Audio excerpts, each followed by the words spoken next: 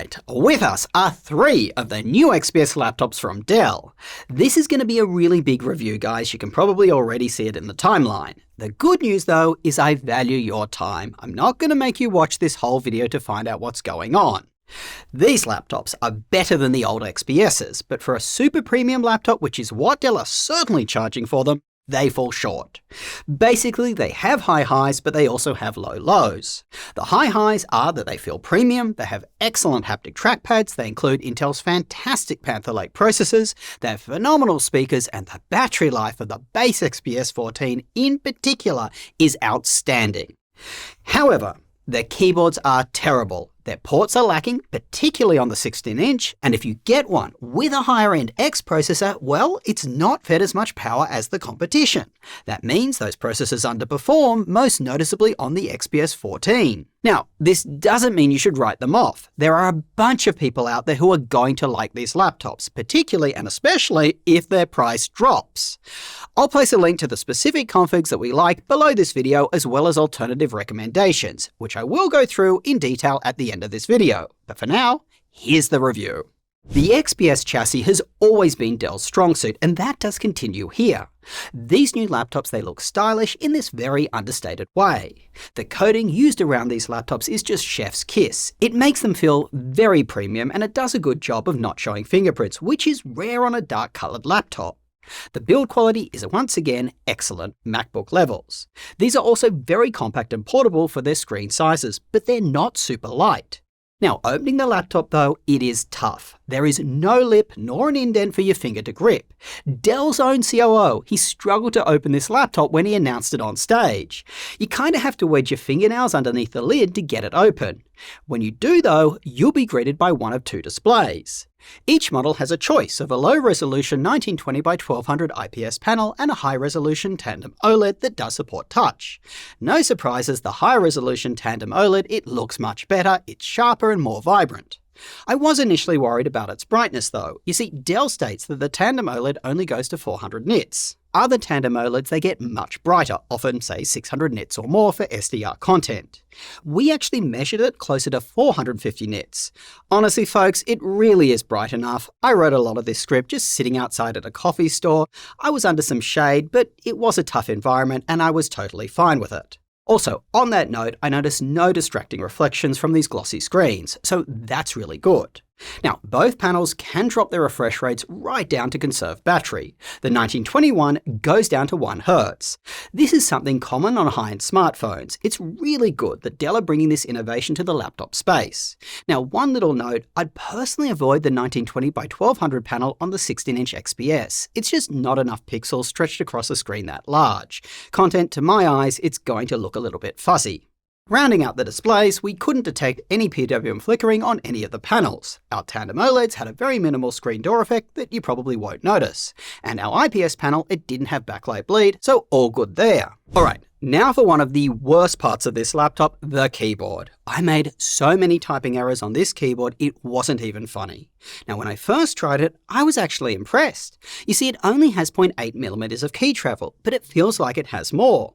However, when we got these into the office and we all started using them, we definitely noticed the issues. It's like it's overcompensating for its low travel by being overly clicky. Our hypothesis is that the point at which the key press is actually registered is after you feel the click, kind of leading you to thinking you've pressed a key, but you really haven't. What makes this worse is that the keys are super close together, so it's easy to press the wrong one. Same goes for the smushed together up and down arrow keys, easy to mispress. All of us here struggle to type quickly and accurately on these keyboards. In fact, Seth specifically said the keyboard on this laptop is its Achilles heel. Look, you can probably get used to typing on these keyboards, but realistically, they're really not great. Anyway, also affecting the typing experience, the front edge of the laptop is sharp and may cut into your wrist, something you'll definitely notice if you don't have adequate support for your arms. Lastly, Dell have done a pretty great job of making most of these clicky keys quiet. But this is ruined by the backspace and spacebar keys. You see, those are just really loud and clacky. Look, what worries me here is that just like me, people are going to try this laptop's keyboard in a store and actually be impressed by it. Then they'll get it home and be in for a rude awakening. Alright, in contrast to the keyboard, the haptic trackpad is pretty good. Very accurate. Gliding doesn't feel quite as natural as a MacBook's trackpad, but it was really close. The palm rejection though, that really impressed me. You see, most haptic trackpads on Windows laptops, they have dreadful palm rejection. Your cursor just tends to jump to a location you don't intend. Well, that was minimal here. And now back on the negatives. The ports on this laptop are just annoying. 3 USB-C ports only and a headphone mic combo jack. I was actually considering buying the XPS 16 myself, but there is no USB-A port for my mouse. There's also no HDMI port and no SD card reader. A lot of people are going to need to bring a dongle with them, which just completely negates the clean minimal aesthetic of these laptops. Now, on the XPS 16 in particular, the lack of ports there is just completely unacceptable. It's a large laptop. And if you thought at least you'll get Thunderbolt 5 ports given this laptop's price, nope, you don't. I think the only thing that is good about these ports is at least there is a charging capable port on either side. Alright, now we're going back to the positives with the speakers. You can clearly see how this laptop is just a bit of a mixed bag. Anyway, the speakers are absolutely excellent. Net, as good as the MacBook Pros. Both get very loud and the XPS 14 in particular sounds really good. The XPS 16 sounds like it's pushing some frequencies a bit hard and it doesn't sound as natural as the MacBook Pro 16. Take a listen.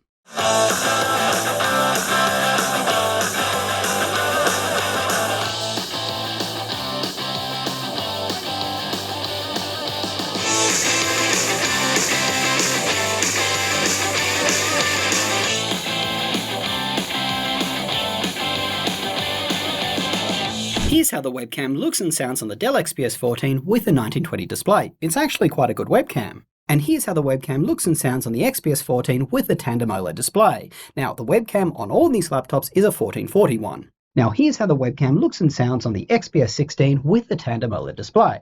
Now, all these laptops do support Windows Hello facial recognition to get you locked in fast. And here's how I look with our studio lighting turned off with dimmer house lights. Alright, time to get into how these laptops perform. At the time we made this review, both the XPS 14 and 16 are available with the same CPU choices. There's the less powerful Core Ultra 5 325, which has 8 CPU cores and 4 GPU cores. There's an ever so slightly more powerful Ultra 7 355, which has the same number of cores, just with a slight difference in clock speeds. Then there is a beefier option, the Core Ultra X7 358H. It has 16 CPU cores and the full 12-core GPU. Finally, there's the Core Ultra X9, which has an increase in clock speeds over the X7. Our units have the Ultra 7 355 and the Ultra X7 358H. Alright, let's start by looking at our scatter plot. This shows how a CPU performs based on how much power is fed to it. You really want to see as much performance as possible for the least amount of power. Less power means a laptop can last longer on battery and have less annoyances like heat and fan noise. You can see straight away there isn't much of a difference between the X7s and the X9. The X9 in our ZenBook Duo is only slightly above the X7s in these XPSs and our Asus ExpertBook Ultra. This means that if Dell does offer an X9 chip, it's only worth paying a couple of dollars extra for. Anyway, what's more of a big deal is how much power Dell are feeding these chips, or not feeding these chips, you see. The ExpertBook Ultra is able to deliver more performance because it goes right up to the 45 watt sustained power limit. You may notice that our numbers are a little higher than that. This is because we measure average power draw, and these chips, they boost a bit higher for a short amount of time, so obviously that pulls up the average. Anyway, you can see that performance is lost because Dell just caps the XPS 14 at 25 watts and the XPS 16 at 35 watts. These chips, they really do scale well as you increase power. Most processors we've seen though, they have diminishing marginal returns as you feed them more. You can see that in the older Ultra 9 285H Arrow Lake chip. That's the one that these Panther Lake H chips replaced. On that note, take a look at the different efficiencies when comparing to that older chip.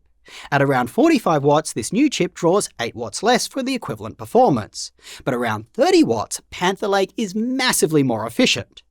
Finally, let's look at the 8-core variant. Here you can see it performs almost identically to the older Lunar Lake chip that it replaces. Anyway, let's take a look at how these laptops compare to a broader set of competitors. The MacBook Pro with a higher-end M4 Pro chip is just way out ahead, and it costs around the same as a spec'd-up XPS. The Pro P16, which is a premium creator laptop with a powerful GPU, also costs around the same and is again out ahead. The M5 MacBook Pro, which costs around the same as the cheaper XPS with the 8-core Panther Lake chip, it performs around the same as the better model with the 16-core chip. Looking at that cheaper XPS with the 8-core CPU, again you can see it performs very similar to the older Lunar Lake chip found in the cheaper Yoga Slim 7 i15. So definitely not bang for your buck in terms of performance here.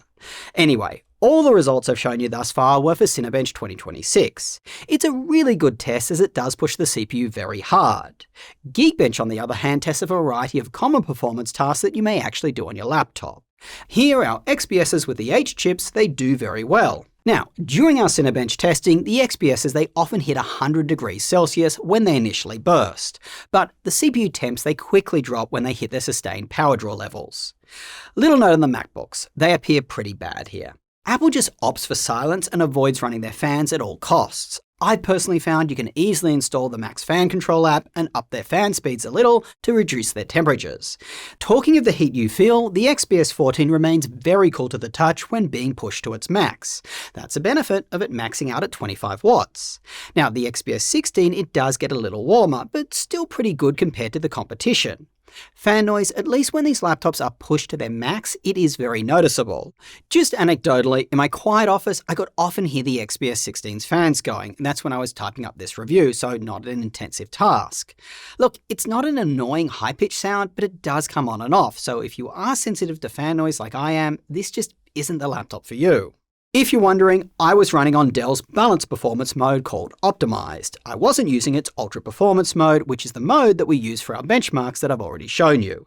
That mode spins the fans more. Dell actually gives you 4 performance modes, by the way: cool, quiet, optimized, and ultra performance. We tested 3 of them. On the XPS 14 with the 8-core CPU, the laptop, it never feels warm to the touch no matter what mode you run it on, nor what you do on it. As you drop down to optimized mode, there is a big saving in fan noise though, for a minimal drop in performance. On the XPS 14 with that higher end X7 chip, it's a similar story. It does get a little warm to the touch if you are hitting it hard though. The XPS 16 was a bit odd. We didn't notice much of a saving moving down from ultra performance to optimized mode. The fan noise, it still could be quite loud, which actually matches what I just told you about my real world experience. Alright, enough on the CPU performance, let's look at the GPU. In TimeSpy, the B390 performs similar to a low wattage RTX 5050, which is really impressive. Also, I want to call out that the ExpertBook Ultra feeding its processor more sustained power doesn't seem to help it here. They kind of tie in this test. This may be due to how much power that Asus allocates to their GPU versus the CPU. The X9 though, in the Asus Duo, it does beat out the X7 in the XPS 16, likely a combination of its higher clock speeds and its higher power draw. The Core 7 355 chip with the 4-core GPU gets massively owned here. It performs worse than the integrated GPU that came with the older Lunar Lake chip. Part of this is probably because that older Lunar Lake GPU, it did have more cores. When we test ray tracing, we see that the dedicated NVIDIA laptops, they pull a little further ahead. In Still Nomad Lite, where we can compare with MacBooks, we can see that this new B390 integrated GPU, it does beat out the GPU in the M5 base chip. However, it can't touch the M4 Pro's GPU. In Cyberpunk, with FrameGen off and upscaling on, the B390 delivers a playable experience in the XPS 16, over 60 frames per second on average, beating out the low wattage RTX 5050 in our LG Gram Pro 17. However, the 25-watt X7 in the XPS 14 is kind of right on the edge of what I'd consider playable. If you turn on FrameGen though, average FPS does get a big boost, but 1% low stays mostly unchanged. So I personally wouldn't do it, as it's really the difficult parts of the game where you need more frames. By the way, you may wonder why we don't have the 4-core GPU on our gaming benchmarks, at least not for Cyberpunk. Its performance just isn't good enough to play that game. We did add it though to Forza. You can see here, it really doesn't deliver a playable experience even in this less demanding title. The B390 on the other hand, it certainly does. Now, during gaming, the XPS laptops actually don't get that warm to the touch, noticeably less than our ExpertBook Ultra and Gram Pro 17. You may think that this is because Dell is running these fans louder. They are not. They're all around the same volume. We actually tested the XPS 14 and 16 with the X7 chip on 3 of their performance modes, that's during Forza gameplay. Our results are on screen right now. What we notice is when the GPU is being hit hard, the performance modes, they make no difference at all. They all perform around the same. This is obviously completely bizarre, and we've of course reached out to Dell to comment on this. Alright, for creators, we tested Puget's Premiere Pro benchmark. Here you can see that the laptops with dedicated GPUs are firmly in the lead, followed by the MacBooks.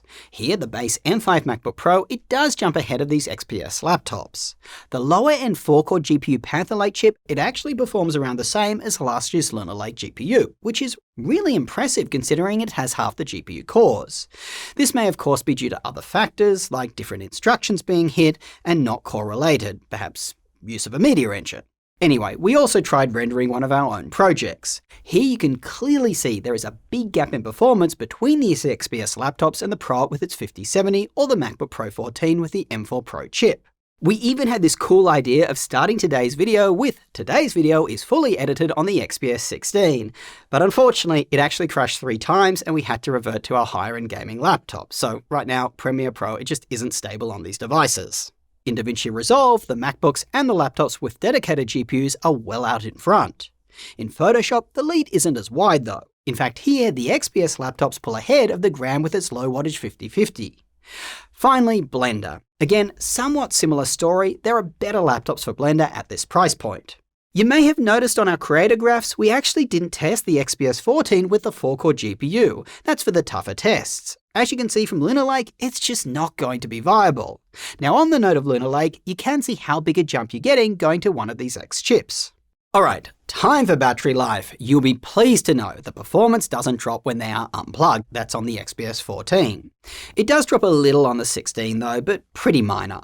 Now, for battery life, we hit these laptops with our new battery test. This is where we've increased the difficulty to better represent the real world. Brightness at 300 nits, office tasks on repeat, Wi-Fi and Bluetooth on. Here, the XPS 14 with the 8-core Panther Lake CPU just dominated. A massive win, especially given its smaller 69 watt-hour battery. It smashed the MacBook Pros with larger batteries. It also smashed the Slim 7 i15 with Lunar Lake. Now, both the MacBook Pro and the Slim 7 i15, they do have higher resolution displays, and those of course they tend to drain the battery faster. So, we tested the Slim 7 i14 also with Lunar Lake, but with a 1920 by 1200 display. That being said, the XPS 14 still wins. It's likely a combination of the better efficiencies of Panther Lake, the lower resolution display, and the XPS 14 being able to drop its refresh rate right down to 1 Hz, at least on that panel. Now, the XPS 14 and 16 with the Tandem OLED displays, they didn't do as well. The XPS 16 in particular was a little disappointing. You see, it has this larger screen to drive, but Dell, they didn't put in a larger battery, so it has noticeably shorter battery life than the 14. That being said, as a whole, these Dell laptops do very well in battery life. Compare the XPS 14 to the Asus ExpertBook Ultra, which has the same CPU. The XPS 14 lasts significantly longer on battery. You could also really see the trade-offs of getting a laptop with an NVIDIA GPU here. Their battery life just sucks by comparison. For Linux users, we tried Fedora 43 on the XPS 14 with the X7 chip, and it was a bust. The webcam didn't work, the haptic trackpad didn't work, the Wi-Fi didn't work, the Bluetooth didn't work, those fantastic speakers, they didn't work. You guys get the picture. Look, we've heard that the haptic trackpads are meant to work with the newer version of the kernel, but we haven't tried that yet. And just given the magnitude of the issues here, I think we're safe to say that Linux, at least right now on these laptops, it's not plug and play. Certainly not. Now, leave a comment below if you do want us to do a full install and kernel update during our reviews. We're kind of trying to gauge how much interest there actually is in us doing this. It is time consuming. Before I end, I do want to note that these laptops, they come with incredibly small 100 watt GAN chargers. If you're wondering, as I was, why they are 100 watt and not even smaller, that's given the CPU's limited power draw, it's because 1, the processors can burst higher, as I've said, and 2, these laptops have express charging. Although we didn't test that, Dell claims up to 80% in 40 minutes. Alright, let's wrap. Going into this review, I thought the XPS 16 with the Core Ultra X7 was going to be the one to get. This do-it-all laptop, premium chassis, strong performance, portable at least for its screen size, and comfortable to use. But it just didn't end up like that. Instead, it's actually the base 14-inch that just shines the most. It's the one that delivers that insane battery life, and because it only has the 8-core CPU, it's really not held back by the 25-watt sustained power limit. I personally would take the hit to battery life and upgrade to the Tandem OLED display. It looks so much better. I absolutely would avoid spending money on the Core Ultra 7 upgrade. That's the one that we have. It really doesn't add anything material over the Core Ultra 5 chip. If you do want an XPS with an X processor with that powerful B390 integrated GPU, you really need to get it in the 16-inch. The 25-watt power limit of the 14 is just going to cripple it too much. And once again, I would absolutely avoid upgrading to the X9 like a plague. It doesn't perform much better than an X7 in any laptop that we've tested, and the XPSs specifically, they don't give it the power it needs. With that said, here's the elephant in the room. At their current prices, Dell is just kind of pricing themselves out of the market. The base 14-inch that I like, it comes in around $1,600. This is a laptop for someone with basic computing needs. For that kind of person, you can just buy a MacBook Air for a fraction of the price. Heck, for the same price as that XPS config, we believe there's going to be a bunch of Panther Lake laptops available with that higher-end, more powerful X chip. HP's OmniBook X and Lenovo's Slim 7i Ultra, just to name two. Heck, you can even buy a MacBook Pro 14 with an M5 processor for the same price as that config.